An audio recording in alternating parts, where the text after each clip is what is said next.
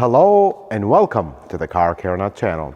So folks, recently I've attended an event where many auto manufacturers had their cars in a closed, controlled environment, if you would, and they had many press members, media members, and I tagged along to drive many cars. In this event, I focused on EV cars or electric cars.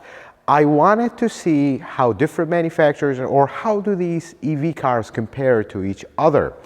Unfortunately, they did not have the BZ4X there, but we did have the Subaru Solterra, which is basically exactly the same. So in this video, you're going to see me drive multiple EVs, talk about them, and then at the end of the video, I'll give you my real opinion on where electric cars are, what the offerings are, and how this thing is going. So without further ado, let's get right into it.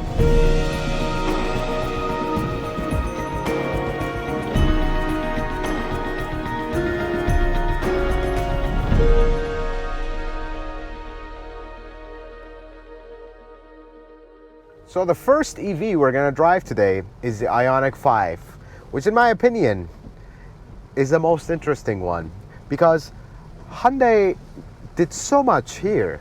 They actually have a lot of tech packed here, really cool ideas. Things like the blind spot view or monitor, you actually have a picture that comes up and you see it. That's actually pretty cool. And the coolest thing here is they made this like a dining room design. It's very big. It has a lot of cool little touches. One of them is, so the charging on this is pretty quick if you have the proper charger, like if you stop at a proper charger. So it could be as low as 18 minutes to charge this from 10% to 80%. So in the meantime, you can actually turn the driver's seat into a zero gravity seat so you can relax while the car is charging, and you won't have to do that. You won't have to just sit here or sit somewhere. You could actually relax in your car. Now let's talk about the driving. First one is, let me slow down a little bit and we'll take off because this is something about EVs that's pretty cool. I mean, the thing just takes off. That initial takeoff, it's not a super fast car. This is not a performance car. This is meant to be more of a family small hatchback or SUV or crossover. But it does take off like a EV. Super quiet, of course, there's no engine here. But other than that, road noise levels are actually very low. And this is the thing with EVs, and we're gonna look at multiple of them in this video. If you're going to pay this high price, EVs will always be expensive. It's just the way things are with them. If you're going to pay that price, at least the car needs to be nice. And this is quiet, is refined, and it drives nice, handles decent for, you know, what it is. This is not a race car. This is not a sports car. This is just a simple family crossover or hatchback. It looks to me more like a hatchback, but I like it. I really like this one. I love the materials. Everything looks good. My initial impressions, I would drive this. It's very cool actually, and very technology packed. And this is something with electric cars. Most people that buy electric cars, they want them to be technologically advanced. One thing I noticed now that we're driving in a twisty road here, the lane keep assist, or you know, the active lane keep assist is pretty aggressive. It really literally does not let you go over the line. That is nice for technology, you know, for safety, but it is a little bit on the aggressive side. So my personal taste, I am old school. I would have liked this just a little too aggressive for my taste, but it is nice that it actually really keeps you in the center of the lane. Let's move on to the next one, see what we got. The next car on the list is the Chevy Bolt EV. Now, this is one that has been out for quite a while. This is a newer model here. But the one thing about this car is this looks and feels like a normal car. You wouldn't, I mean, if it doesn't say EV in the back, you would think this is just another Chevy. And folks, some people will see that as a bad thing, but that's not a bad thing. This is a good thing, because if if we're trying to make EVs more mainstream, they need to be mainstream. So people wouldn't have to, on top of the adjustment of going to charging and all this and kind of change the mentality, we have to also get used to the odd shapes of EVs. Some of them really are odd looking. This one, normal car, stereo here, gauge here. There are a few EV things like the buttons for drive, but again, this, we've seen gasoline cars with this, so that's pretty cool. But the one thing about the Bolt, it's a small little hatchback. You accelerate, yeah, it does have a little jolt, but not like the Ioniq 5 that we just looked at. That had a kind of a stronger jolt. One thing that is cool, it shows you, kind of looks like a fuel gauge, literally, for the range. It shows you the max and the minimum, and it adjusts. It's just adjusted right now on how I'm driving. The other cool thing is, it shows you the power in kilowatt. It just shows you how much power you're using, but equally, when you let go, shows you how much power you're actually generating. It just shifts. What I like about this is very normal car. I mean, there is no crazy design here and things that are all over the place, and the HVAC controls are weird. Everything is normal. You get in here, you put it in drive, and you just drive it normal. You don't have to get used to 2 million things. Now, there are things, and this is with all EVs, but in this one, we're gonna highlight it. The one pedal drive. It's a button right here, just an instant looking button. You press it, and now every time you let go of the gas, we're literally starting to slow down. Full generation goes on, and then you can shut it off, and there's a button on the steering wheel. Like, let's say you want to drive normal, you don't want it to do that. Now it's just like any other car. You let go of the gas pedal, it just coasts, and then if you need to do that same one pedal driving, you can just pull this pedal, this little lever on the steering wheel, and it does that. The Ioniq 5 that we drove also has that. Also has on the little flappy pedal, instead of the gear shift, it actually has this. But this one is much easier to activate the one pedal driving, and you still have this if you don't like the one pedal driving. I personally don't like the one pedal driving because it just takes a little bit of getting used to. If you're just coming from a gasoline car and you start driving this might feel weird. It takes a little bit of time. So until you do that, you can actually activate this. Basically, instead of pressing a brake pedal, you just pull this and you actually start charging your battery and not really using the brakes until you actually need them, which is pretty cool, I'd say. I like it. This one I like. Now, driving impressions wise, because this is a normal car, it is a little bit on the louder side when compared to the Ioniq 5. It does have less power. I mean, we're taking off. It doesn't jolt you like the Ioniq 5, but it is normal. It is not slow. It is decent. You know, all electric cars will have pretty decent power. This one included. I like it. The road noise is a little bit louder than the Ioniq 5, but again, this is a smaller car and it's lower in price.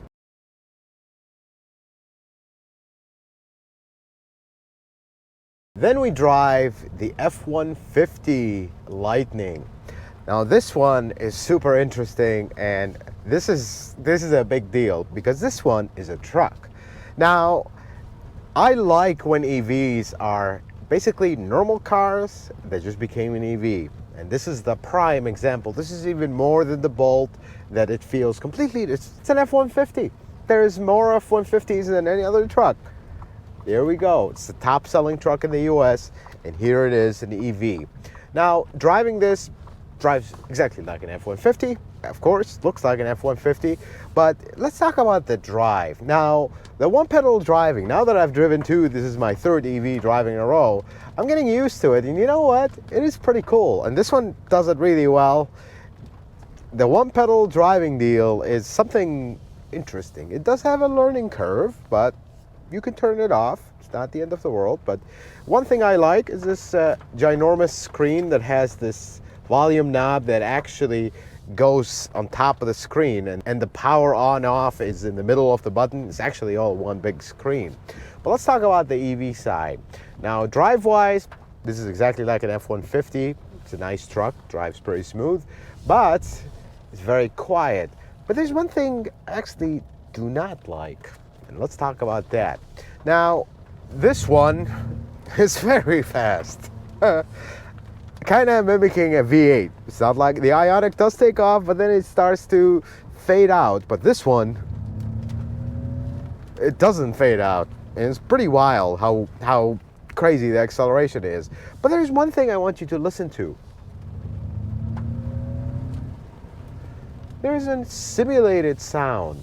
Now, one of the coolest things about EVs is that they're so quiet. And look, this simulated sound is not very loud when you're driving slow like this.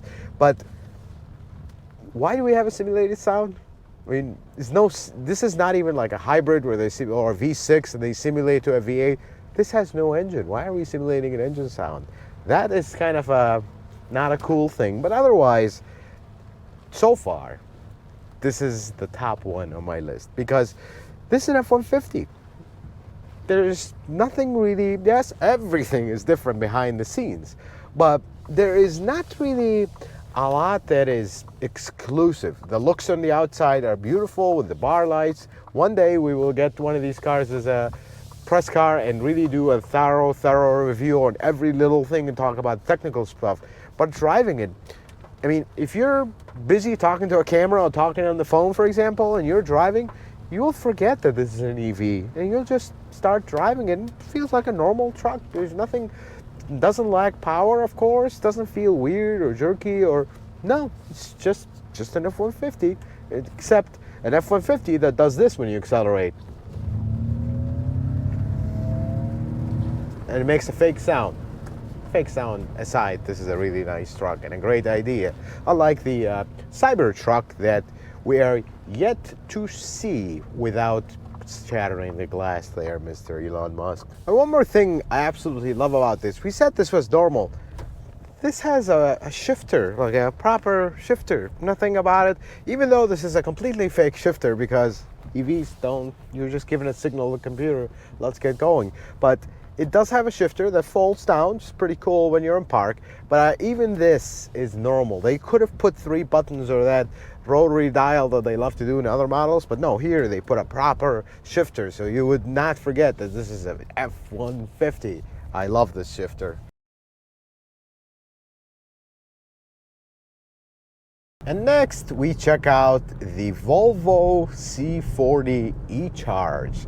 Now, Volvos are always interesting. I mean, even their gasoline cars, everything is different. Everything is the Volvo way, and this is no different. But I will say one thing. Compared to other Volvos, getting in here, everything is completely normal. There is nothing abnormal. There are, however, 2 interesting things. There is a place for a key, like a start button, but it's blocked off. This is one of those where, kind of like a Tesla, you just kind of open the door and it just kind of starts and goes. I don't like these because I'm old school. Maybe this is just me, but I feel like this thing lock is someone, like, you always get that voice, and this is what's gonna make mainstream consumers like one more hassle to deal with. Eventually you'll get used to it, it'll be okay, but again, this takes it. Everything else is normal in this car. Normal shifter, normal dash. Nothing really indicating that this is anything different than a normal car, but it is electric. Now let's talk about the driving impressions. Acceleration, it does have that initial takeoff, but then it kind of fades. Again, this is a small crossover, nice car, but then there is one more interesting thing. Maybe in this particular one, the carpet and the floor is blue. And when I say blue, I mean very blue. Kind of matches the outside of the car. Pretty interesting choice of color. This one handles really nice. I really like it. It is a Swedish car. They do handle nice. And it just have that tank feel of a Volvo. You know, after all, this is one of the safest cars there is because that's what Volvo stands for. It's the Swedish offering for electric cars. Drives pretty nice. This one does not have the one pedal driving, so it just drives like a normal car. Really, other than the complete silence and lack of a engine noise, it just feels like a normal car, whiffing away, driving away normally, no extra effort. Because I think the biggest thing about EVs is they need to be mainstream cars, and in order to be that, they're gonna need to feel like mainstream cars, where anybody who's not a car person will get in any car and it'll take them one day to get used to how to operate a radio, and off we go. There's no need for a Tesla master's degree to operate everything. No, everything is normal here, just like any other Volvo. If you've owned a gasoline Volvo before, you're getting this, and everything is normal. If you've never owned a Volvo before, then you will have some steep learning curve, because Volvo likes to do things a little bit different than everybody else. It's the way they orientate their everything and all their controls, but once you get used to it, it's business as usual. I like this car. It's a little bit on the noisy side, and I hear some wind noise from this area right here. This could be this particular one, but overall it's okay other than this wind noise. And this is a little bit more on the luxury side of things. You know, the seats have this nice material in the middle. Looks like suede, but it's not really the fuzzy suede. Nice materials all inside, but this is the car itself. But on the electric side, feels like a normal car. I like it. Let's drive the next car, which is 2023 Subaru Solterra, which is basically the same as the Toyota BZ4X, joint venture between the two companies. But let's talk about Subaru Solterra in case there are small differences. This one, they went with a more futuristic approach. You have this hanging gauge cluster in front of you. There's not the typical dome that you have. The shifter is this weird thing that you got to push in, and wish this was not there. Wish this was just a normal car. The outside also looks a little interesting. You know, it just looks like an electric car. It has an odd shape. The materials they use on the dash are interesting. Now this one, driving wise, let's talk about the driving experience. It does have the EV jolt, but it's not very fast. That jolt kind of fades away after a little bit and becomes normal, drives normal. Out of all the ones we've driven, this is probably a little bit on the louder side compared to the rest. Handling wise, it's decent. It handles just like a normal car. Nothing exhilarating or exciting. It's not a sports car, but it's not numb, but dull and scary. It drives normal. I think it handles pretty good for a family car. So folks, after driving all these cars, which I'd like to thank the manufacturers for actually letting a greasy mechanic go and drive them. I really appreciate that from them. Now, here's what I think of the electric cars. I think the cars are there. The infrastructure still is not. That's just my personal opinion, at least in the Midwest. If you live in California, that's a different story. In some other states, in the Midwest, that is not the case. The problem is we live in a very big country and we take a lot of road trips, and still the infrastructure in rural areas is just not there for electric cars. I wish it is, because these cars were actually very impressive, kind of eye-opening. The way they drive and the way they feel and everything, they are pretty cool. I will always miss the rumble of a V8 or the nice sound of a gasoline engine. But hey, the future is here, and I'm always for technology, not against it, for advancement of the human race, not against it. So that is an advancement that we're going through. But the one thing I will say, and you heard this throughout the different driving of different cars, if EVs are going to be the mainstream cars, they need to feel like mainstream cars. Auto manufacturers, I wish they would let go of the futuristic spaceship looking cars and just take a normal car and just make it electric. Ford did that really well with the F-150. Chevy did that well with the Bolt. Some of the others, the Ioniq 5 looks like a spaceship, so is the Subaru Solterra, lesser than the Ioniq 5, but still, they were nice cars to drive. And if they, for example, if Toyota just takes a Camry like this is my personal 2022 Camry hybrid, if they just take that and just get rid of the engine, make it electric, keep everything else the same, people will actually appreciate that, because some of these cars, when you get in, they can feel odd to operate. Like that Volvo I drove, that there was no key. You just kind of open the door and hope the thing goes, and then when you're done, you just walk away and hope it locks and does its thing. That is what's going to make consumers not like electric cars. And I think if they get away with that and just make them normal cars, they will have better success. And folks, before we wrap up the video, I'd like to extend a special thanks to Mama or Midwest Automotive Media Association, which I am a member of, for organizing this event, for getting all these manufacturers to let me and others drive these cars and check them out and film. It was a beautiful event. For that, I'm really thankful for the organizers of that event. Folks, I hope this video is helpful and informative. I hope you learned something new. If you like it, consider giving it a thumbs up. If you're not a subscriber, consider subscribing to the channel. Check out some of my other videos. And until the next video, folks, may the Lord bless you and keep you. And you have yourself a wonderful day.